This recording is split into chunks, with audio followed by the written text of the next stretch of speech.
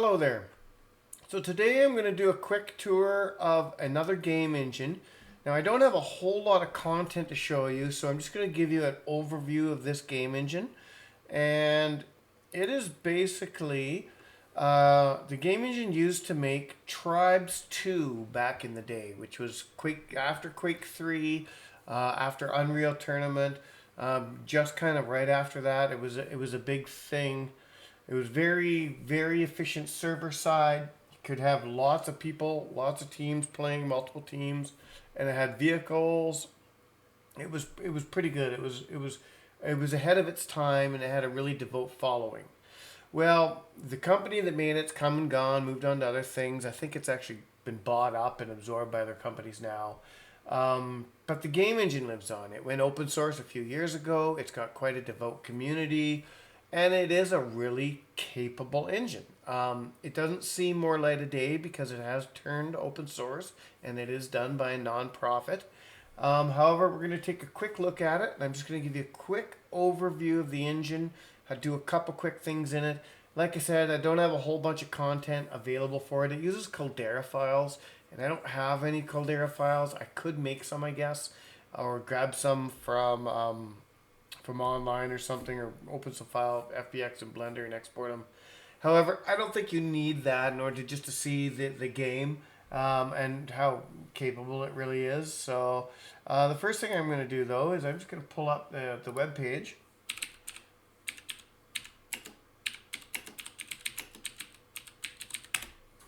And I'm just going to go right there and show you that they make a 2D version and they make a 3D version. And the 2D is a 2D game engine, and it's a pretty capable one from what I hear. Although I haven't tried it, I'll have to put it on my to-do list. And then it's got the 3D engine here. And you can see here, there's a bit of a screenshot. It's got some trees in the background. Someone's driving a vehicle on a highway road, etc., etc. It's got some pretty good graph. I was just hoping to show you some, let's just see some games. See if we got anything we can show you so you can see what it looks like inside. Sure, let's look at this one. Oh, it's just one screenshot. Doesn't really show me much. Okay, let's close that one. Maybe this one will show me something more. No, not really. These screenshots earlier aren't showing me too much.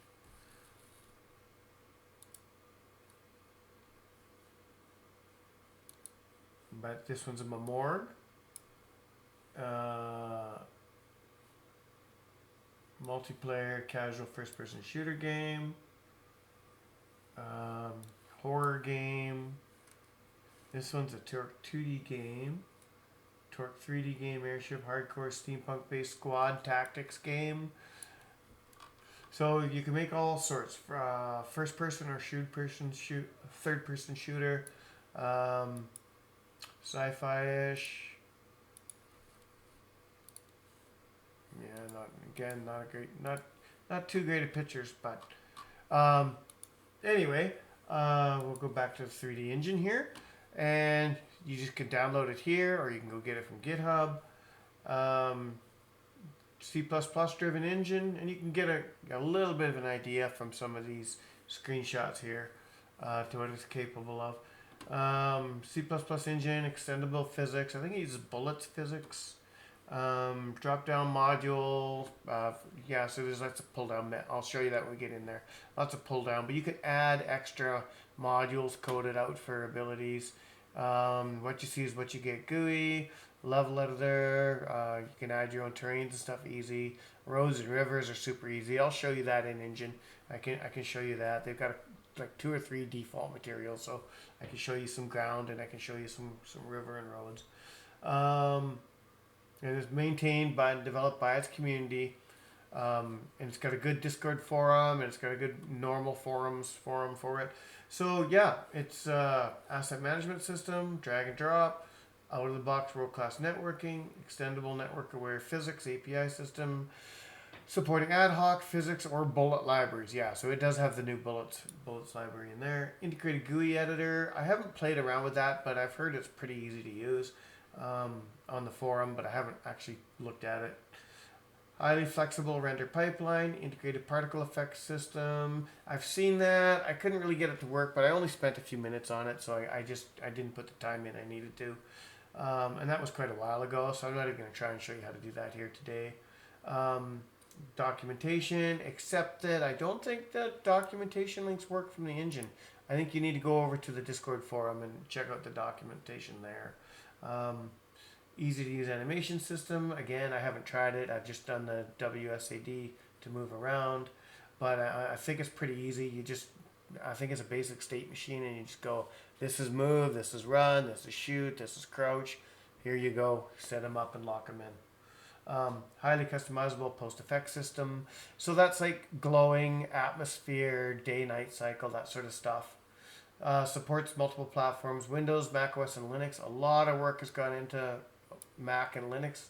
It was always Windows capable, but they've really been pushing this. And from what I've seen, it works quite well in Linux. That's where I actually tried it out and got word of it, because I like to try and do some dev stuff on the Linux side as well. I'd like to kind of eventually get to where that's the platform I'm working on and move away from Windows, especially with some of the things coming with the new Windows version. But yeah, Microsoft is really trying to push people away these days, it seems. What you see is what you get. Editor, bunch of default tools, easy to use scripting. Haven't played with the scripting in all honesty yet. I haven't got that far in. Supports DirectX 3D 11 and OpenGL, and lots of community support. So on that note, I've got it fired up behind us, and single player mode, create server, join server, options, world editor, GUI editor, exit. And we're just going to open the world editor. Exchange permission. Don't say. Alright. So, what happened? What did I do? Did I just crash it? I think I crashed it. 1 second here. I'll fire it back up again.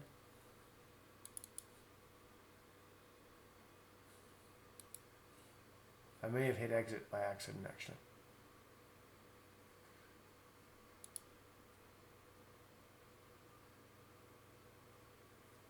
There we go. All right. So I'll just click in the GUI, rotate, right mouse button. Left mouse is to do something. No, I don't want to do anything there. W, S, A, and D. So what I'm going to do is I'm just going to go up in the sky here, if I can get myself to rotate again.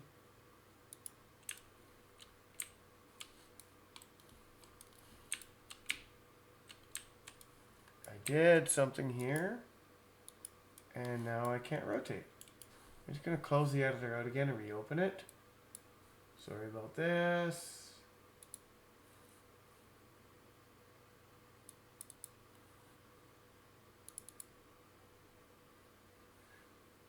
Rather than try to spend forever figuring out what I did there to lock myself out of my right click.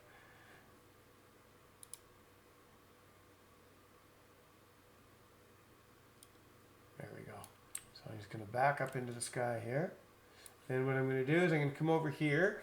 So you got your file, your edit, your view, your camera, your snap to, editors, lighting, tools, help. And then down below is the main toolbar. And then this is the actual editor bar down here. This will also pull up your editors. But I'm going to go here into editors rather than here. And I'm just going to show you. So object editor, terrain painter, material editor, sketch tool. I'm not sure what that is. Haven't used it actually. Data block editor, decal editor, forest editor, mesh editor. I would demonstrate the forest editor, but again, I don't have any Caldera tree models or resources in order to demonstrate that for you with. Mesh road editor, mission area editor. So I think that's where you can lay out blocks and things and set up your tags, like your flags and stuff to capture whatever you want, however you want your mission to go. Navigation, so you can set up block zones where people can't go. So like if you've got hills on the outside of the mesh or lakes and stuff you don't want people to walk into, you can block that off with the nav editor. Particle editor, if you want to do like flames and stuff. River editor, road and path editor. Shape editor, verve editor, I'm not sure what that does. And then a path editor is like a like a block off area or enemy path patrol, etc., like that. But what we're going to do is we're going to go into terrain editor, and we're going to make a new terrain. I'm going to add some noise to this terrain, and no, actually I'm not going to add noise. I'm going to manually shape it, and we're just going to click in here. We're going to call it something unique. So we're going to call it new terrain, and I'm just going to call it new terrain 12. And 1024, we're not going to add noise. What noise would do is give you all sorts of mountains and bumps and hills and valleys. It's for doing like a quick canyons or something. It's different every time, but done. Okay, so now if I fly up in the sky here and turn down, you can see this. My terrain has no material added. So I'm like, oh, okay, well, how do I fix that? Well, that's easy. Go into this material editor, and you choose the material. So, oh, no material added. Where am I here? I'm on my terrain. My terrain needs to be selected. Sorry, I need to...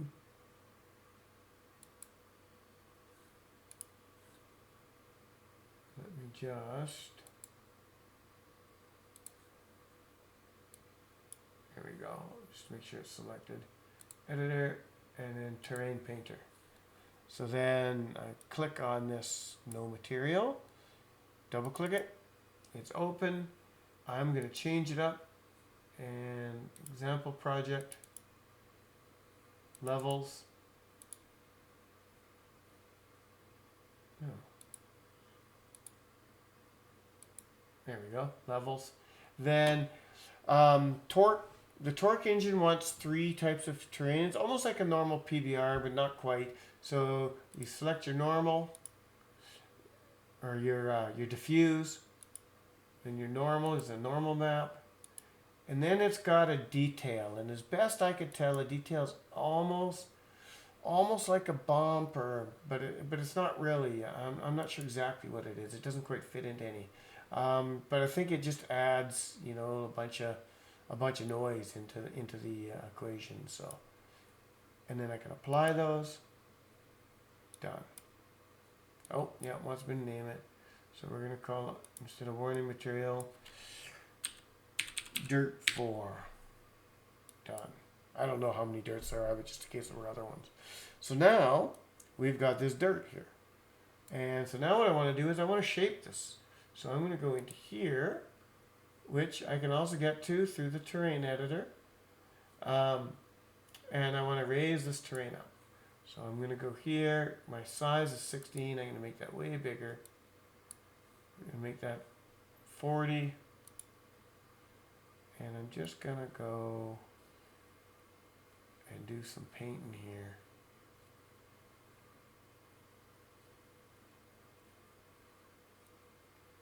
Just bring this up quite a bit. There we go. So now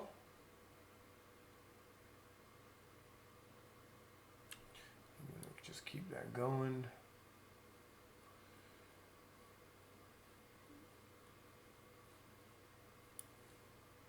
I'm going to come over here.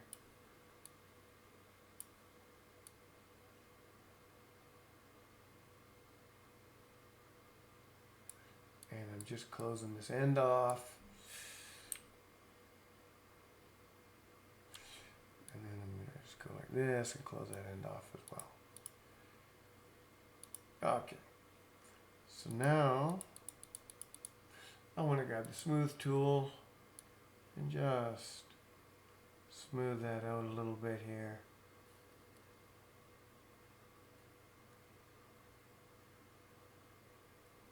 There we go, good enough.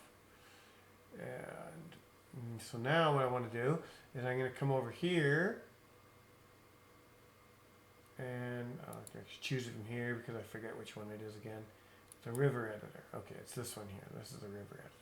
So now the rivers in this, I love the way they would do this. And that's one thing that I wish they would add to Game Guru Max and some of these other tools. It's like, put in a super simple river system. Watch how easy this is. I can click here, here, here, here, here, and here. There. Now I've got my river. But you can see that it doesn't really fit this space that I've made. Well, that's super simple. You grab this widen thing, and now what I can do is I can grab this. If I grab this node,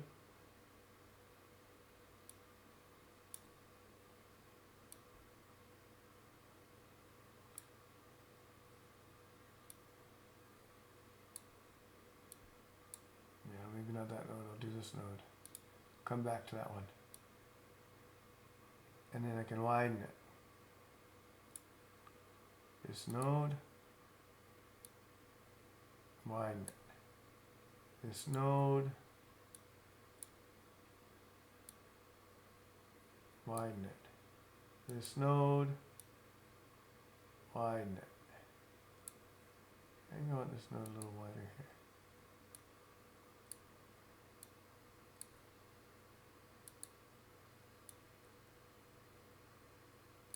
Go.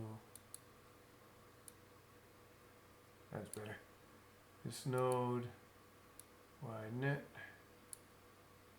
That node, widen it.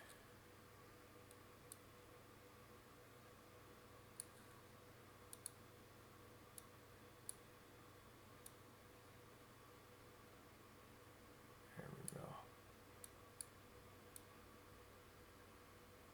And we're a little bit wider there than I'd like to be, but that's okay. And this is a clip out. So we're not sure exactly how that clip out's going to look. So what I want to do here is zoom in on that. So we can come back, move that around again. But we can see that our ground here is this river sitting above the ground here. So I want to go back to the river mode here. And click on this node. Oh, wait, I don't want to make a new river. Oh, sure, okay. I want to go to that, actually. So now I want to bring that down. Bring it out there. Clip on this one. I want to bring it down. Clip on this one. I want to bring it down. There we go, we're no longer clipping. Perfect. And then I think we should be pretty good there. But let's change the color of my water from that to a little lighter color here. Let's go with a little lighter blue. There we go. Density 1.5. Perfect. Here we go. Liquid type is water. Could change that, but we're leaving it alone because I don't know what that does. You could probably make it lava or mud or whatever, but I think we're good with that. So now what we can do is we're going to go over here to ground. Actually, we're going to go to road.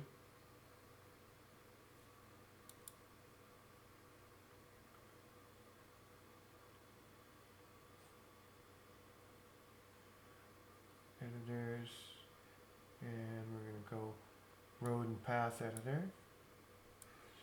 And what I want to do is I think just beside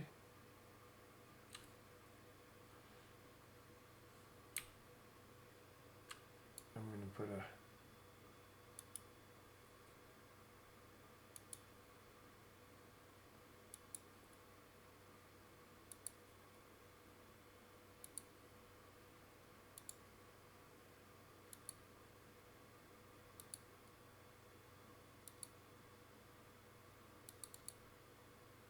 there we go. And now what we're going to do is we're just going to go in and show you what we've done. Play the level. So where's the beginning of my level? We're right here. Let's just zoom in because we're way up in the sky. So here's our ground and a river. We got a bit of an edge there where the ground isn't level to it. That's an oopsies. I had it too high up. All right, there we go. So now we're on the edge, and you can see the water ripple, and you can see here the transparency right in front of me. It does that really well. It's got the ripple on the river, and if I roll down here, you can see where it's coming up on the bank of my river, and I've got a little bit of cutaway here, and then over on that side you can see where where it kind of ends, and I guess that's a little higher than it should have been. I should have dropped that down into the side, but you get the point. And then over here, a little bit of a Badlands thing. Let me just drop down here. You can kind of see where this ground's been shaped out here, and you've got some hill and some dirt and some Badlandsy looking stuff. And we'll come over here to the road. And there we are on the road, asphalty. Follow it around.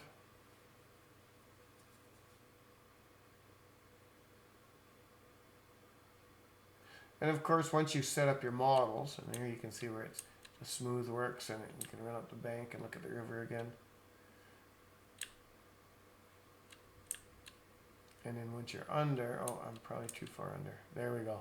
And when you're under, you get that underwater look as well, right? And that's going to be affected depending on your, depending on the color of your water, the sun, the materials around you, etc., etc.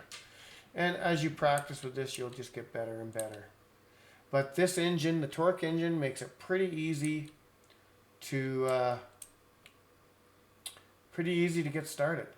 And you can see there, if you were making like a tournament level or a vehicle drive around and capture the flag or whatever, you've got all the basics. And then once you set up your characters and your animation editor, your multiplayer mode or whatever, you're off and running. You got a full game in the works. But that being said, F11 exits out of there. That's a very general overview of the Torque 3D engine. It's a pretty easy one to get started in, and it's first person, third person, and it is capable of doing vehicles and things. There's pre-made modules and scripts. There's all sorts of help available on the Discord and the forums, and yeah, you're pretty much got a pretty capable engine here, even to this day. And I wish I could have showed you the trees. The trees look pretty good in there. I've seen a demo level with them, ran around in it, looked really good. They've done a great job updating this, and it's full DirectX 11 and everything, environment fully capable of being rendered, as you can tell by the water and the water shaders. So on that note, this video is getting a little bit long, so I'm going to end it there, and I'll see you in the next one.